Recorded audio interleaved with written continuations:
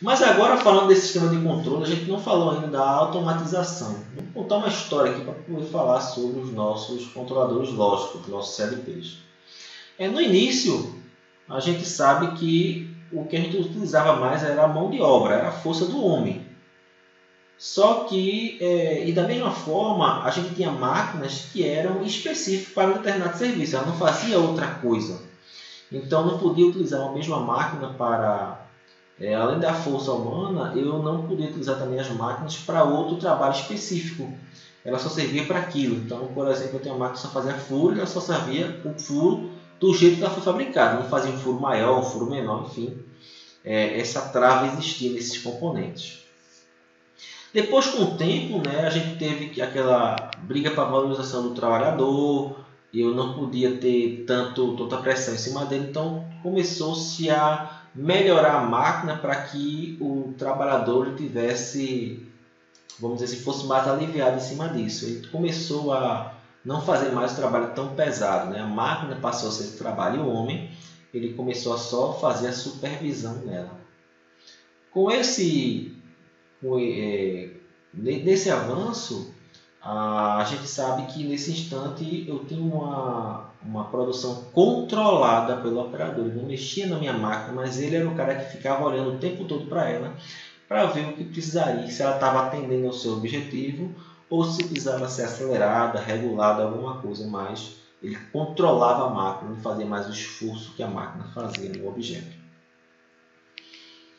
Nesse meio tempo, com o surgimento dos componentes da eletrônica de potência, eletrônica, questão de funções lógicas, o que se fez, o que aconteceu? O controlador, que era o cara, agora ele se uniu aos sensores e aos atuadores. Agora, com tudo junto, eu tenho então um sistema automatizado. Por que um sistema automatizado? Porque agora eu tenho um resultado previamente definido, sem a interferência do meu controlador externo. Esse é um sistema automático. Eu defini que a minha caixa d'água tem que estar cheia a 100%. Eu coloquei uma coisa para medir e eu coloquei um controlador para que ele olhe para ver se atingiu ou não e abre ou fecha a minha torneira. Eu não estou mais olhando, eu não estou mais interferindo, eu só programei e deixei ele de maneira automática agora no meu sistema. Quando a gente fala de automatização, a gente fala também de sistemas rígidos e flexíveis. Vamos entender que evolução foi essa. Logo no começo dos sistemas de automação, eram utilizados relés. Esses relés, eu colocava sensores com ele e mecanicamente ele fazia abrir ou fechar alguma chave. Só que depois que eu fiz uma pré-programação desse meu relé, fazer uma nova programação era muito complexa. Como é que eu faço agora para modificar o sistema de comando de um atuador se eu tenho que trocar todos os fios do relé que eu pré-configurei? Fica muito difícil. Mas um exemplo bem interessante do avanço do sistema rígido para um sistema flexível é o que a gente tem das máquinas de TA. No começo, era feita uma máquina de TA e ela só fazia um modelo de tecido, um padrão, um desenho. E com o avançar do tempo, o que é que se fez? A gente foi introduzido um sistema automático de maneira flexível, ou seja, de maneira fácil ele conseguia mudar a programação da máquina de TA através de um sistema de entrada de informação, um sistema de acionamento e um sistema de bobinas e solenoides. A partir seriam, vamos dizer assim, fitas perfuradas, eu consegui agora, só trocando a pré-programação, a programação dela, eu trocava e ela fazia outros tecidos. Com a mesma máquina, eu podia fazer outras coisas diferentes. Então a minha programação ela começou a ser flexível. Eu não tinha muito trabalho para mexer, bastava trocar o que a gente chama de programação. Eu tinha, nesse caso, a minha fita perfurada, que tinha a combinação dos padrões, e ela hoje é o que se compara à nossa programação do computador. Vou dar um zoom aqui só para clarear mais. eu tinha a fita perfurada, eu tinha os emissores, então de acordo com os emissores eu tinha a informação do qual é o produto que eu tenho que fazer, e essa informação mexia nos meus atuadores através dos solenoides, né? Então energizo o relé A, desenergizo o relé B, energizo o relé C, desenergizo o relé D, e aí eu consigo fechar, abrir, fechar, abrir, fechar, abrir alguns posicionamentos para entrelaçar o fio, e eu conseguia fazer de uma forma controlada e flexível, porque eu podia mudar o tipo de tecido bastando, trocar apenas essa fita e não fazer uma troca de fios por conta de um programa pré-estabelecido. Ele vai mostrar a imagem de um sistema de relé e vocês vão entender o que eu estou falando. Deixa eu aumentar aqui um pouquinho a máquina TA. Essa aqui foi uma máquina que eu estava no shopping e aí eu achei interessante o componente, principalmente para essa disciplina, e a gente consegue ver exatamente na máquina o esquema de perfuração de como é que era feito, e ele fazia o entrelaço dessas linhas. Até na placa lá que eu estava visitando, ele tinha algumas informações. Essa máquina era uma máquina de produção de rendas, 380 volts, produzida na Alemanha pela década de 40. Né? Então é exatamente a máquina do estilo que está falando, que está conversando aqui em aula. Vamos lá! Agora vocês vão entender o que é que eu estou falando sobre programação por relé. Na programação por relé, eu tinha que fazer todos os condutores, né, fazer alguma interligação, alguma combinação entre eles, de tal forma que eu atingisse o meu objetivo. Então veja a quantidade de fios de um pequeno comando de relés. Com o advento dos dispositivos microprocessados, eu tirei o meu relé e eu coloquei um controlador lógico, né, um sistema eletrônico na qual ele tem toda essa informação aqui dos meus relés. Facilitou o meu processo, porque agora eu não preciso trocar esses fios, eu basta fazer apenas uma troca aqui de comando que eu já tenho toda essa autoração disponível. Isso aqui seria o sistema de relés e aqui a visão de um comando via CLP. Como eu estava comentando já com vocês, né, a princípio o CLP era usado para substituir o relé lógico. Só que com o aumento das funções que eu podia colocar no CLP, a gente já tem ele fazendo outras funções, como temporização, contagem, cálculo, comparação, processamento dos próprios sinais analógicos. Enfim, eu posso fazer muito mais coisas com o CLP do que eu podia fazer com o relé. Quais são as vantagens do CLP? A gente consegue visualizar bem facilmente que ele ocupa menos espaço. O consumo de energia é muito menor. Eu posso reutilizar, porque basta eu reconfigurar ele e reprogramar. Eu posso alterar os parâmetros ao tempo todo. São mais confiáveis, né, do que um elemento eletromecânico. A manutenção é mais fácil que os relés, você descobrir qual é o fio que estava com defeito. Tenho flexibilidade completa, porque eu posso programar para qualquer tipo de coisa. Eu tenho interface entre CLP, eu posso utilizar computadores para melhorar a programação, né, para ser mais precisa a programação. E eu posso ter um projeto de sistema de controle muito mais fácil fazendo a programação no meu CLP do que em circuitos de relés. Como é que funciona o CLP? O CLP nada mais é do que um processador. Tenho aqui ele dentro, né, ele representa o comando de relés. Eu tenho aqui as minhas entradas e eu tenho aqui as minhas saídas.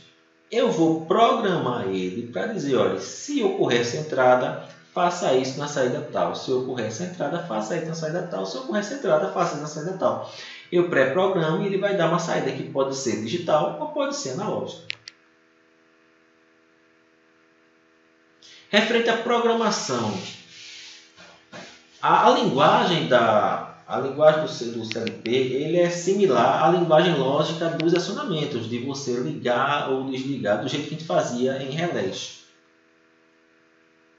Só que essa programação, com o avanço da fabricação dos CLPs, cada fabricante ele tinha um padrão diferente, uma programação diferente. Então veio a IEC para estabelecer alguns padrões de programação. E não é só um que ela estabeleceu 5. Eu tenho dois referentes a linguagens textuais, né, que é o ST e o IL. Eu tenho alguns que têm uma linguagem gráfica, que é o ladder, que são de blocos funcionais. Eu tenho outro também que é referente a sequencial de gráfico de função, SFC. Todas essas linguagens são linguagens que eu posso encontrar em CLPs, se eles seguirem a IEC. A linguagem ladder é aquela que é mais comum e mais difundida, apesar de não ser a única. Mas a linguagem ladder ela é mais difundida. Também ela se assemelha aos diagramas elétricos, então fica fácil de você compreender o que você está fazendo na sua programação, sem digitar comandos. É muito fácil visualmente você entender. Basicamente, eu posso apresentar três símbolos do ladder, onde este pode representar o contato aberto, esse o contato fechado, e isso aqui é uma saída específica. Como, por exemplo, a maneira que a gente visualiza bem como se fosse um esquema elétrico. Eu tenho aqui um circuito série. Esse aqui é o meu interruptor e eu quero acender uma lâmpada.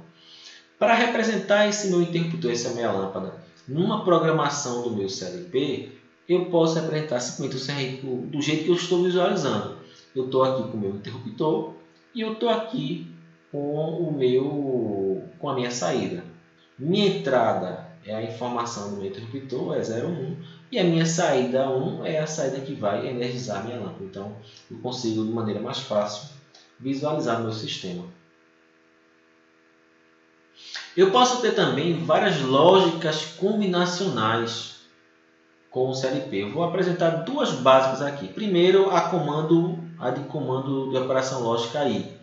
Eu preciso que a chave 1 e a chave 2 estejam fechadas para que a minha lâmpada acenda. Então, eu posso colocar todos os meus comandos. Eu tenho que ter o 1 e o 2 ligados ao mesmo tempo, ligados em série, né? Um e o outro, para que eu possa ver minha lâmpada. Então, eu poderia fazer uma programação simples dele, desenvolvendo a operação lógica E. Outra operação lógica, a OU, né? Eu preciso, para que acenda a minha lâmpada, eu preciso ou o interruptor 1 ou o interruptor 2 está fechado. Eu posso identificar ele no ladder. Perceba que é bem similar ao meu esquema elétrico, né? Eu olho o meu esquema elétrico, consigo visualizar o esquema ladder facilmente e com isso eu jogo a programação para o meu CLP. Com o CLP eu também posso utilizar elementos temporizadores. Como é que seria usando no CLP um temporizador? Eu preciso que a minha lâmpada ligue após 3 segundos que a minha chave B1 fechou. Então, a minha chave B1 é o meu terminal, é 1, só que ele tem um circuito aberto aqui, ele só fecha quando ele ligou um temporizador. E esse temporizador vai atuar nesse T1, ele só vai fechar depois de 3 segundos. Quando fechar após 3 segundos, ele vai alimentar a minha lâmpada. Então, você visualiza esse esquema e você consegue fazer a conversão para lá de maneira muito fácil. Isso aqui me lembra a chave estrela triângulo e a chave compensadora, que você precisa de um temporizador para poder comandar. Então, de cara, a gente consegue ver que eu posso usar um CLP para substituir todo aquele meu comando de botoeiras, né? Eu posso simplesmente fazer toda a programação aqui de botoeira entrar e sair, funcionar eu faço todo o meu sistema, o meu diagrama de comando aqui, e eu preciso apenas energizar as minhas contatoras. Com isso, a gente consegue perceber que o CLP pode fazer qualquer composição lógica sequencial ou combinacional. Eu só preciso fazer a programação adequada. Eu gosto, inclusive, de falar sobre isso, que não adianta se agarrar em um tipo de programação, porque a qualquer momento você pode mudar o tipo de programação. Você precisa saber o que você quer. E sabendo o que você quer, você faz a programação que você achar mais conveniente. Eu tenho vários modelos de fabricantes, né? Se eu tiver o mesmo modelo, eles podem conversar entre si. Se eu tiver modelos distintos, fica um pouco complicado. Mas pela tela você consegue já visualizar que eles têm maneiras de programação diferentes. Só pela tela a gente consegue visualizar aqui. Quer saber mais sobre o controlador lógico? Tem um livro muito bom, que é o livro de Petruzella, Eu dei uma pesquisada. Só o capítulo 1, essa minha apresentação basicamente é o capítulo 1 do livro. E ele, inclusive, se você for no site, esse capítulo 1 ele fica disponível. Ele fica disponível para consulta. É o bônus que ele dá. Você pode consultar o capítulo 1. Você não precisa comprar o livro, mas já tem o capítulo 1. Então já é uma leitura introdutória bem legal para falar sobre controladores lógicos programáveis.